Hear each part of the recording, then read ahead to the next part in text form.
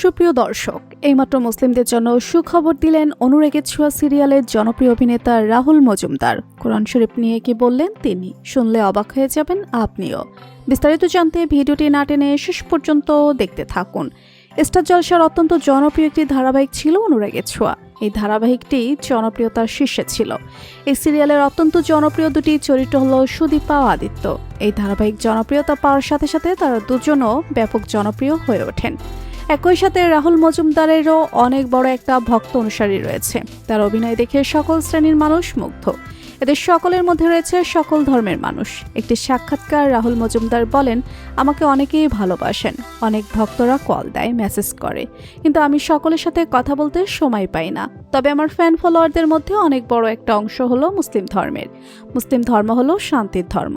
এই ধর্মের নিয়মকানুন আমার অনেক ভালো লাগে। এই ধর্মের মধ্যে নম্রতা, ভদ্রতা বিচলন।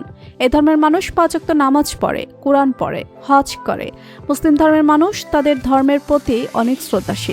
তারা আমাকে বিভিন্ন ধরনের মেসেজ দেয়। তাছাড়া অনেকেই আমাকে প্রায় সময় তাদের ধর্ম গ্রহণ করতে বলে। আসলে ধর্ম যেরকমই হোক, কর্মটা ভালো হওয়া চাই। আমার অনেক বন্ধুরা মুসলিম, আমি প্রায় সময় তাদের সাথে থাকি। এমনকি তারা তাদের বিভিন্ন উৎসবে আমাকে দাওয়াত করে। আমি তাদের সাথে ঈদ ও রোজা পালন করি। মুসলিম সম্প্রদায়ের সকল ধরনের খাবার আমি খাই। আমার খুব ভালো লাগে।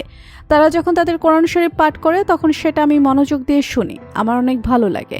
আমি চাই মানুষ যে কোনো ধর্মের হোক, তবে সব থেকে বড় পরিচয় হলো আমরা সবাই মানুষ, আর এটাই আমাদের সব থেকে বড় পরিচয়। আমরা একসঙ্গে বাঁচতে চাই। সকল ধর্মের ভাই বোনদের জন্য আমার শুভকামনা রইল। তো বন্ধুরা, অনুরাগের ছোঁয়ার জনপ্রিয় অভিনেতা আদিত্য চৌধুরী অর্থাৎ রাহুল মজুমদারকে আপনার কেমন লাগে জানিয়ে দিন কমেন্ট করে। আর ভিডিওটি ভালো লেগে থাকলে একটি লাইক দিয়ে চ্যানেলটি সাবস্ক্রাইব করুন। ধন্যবাদ।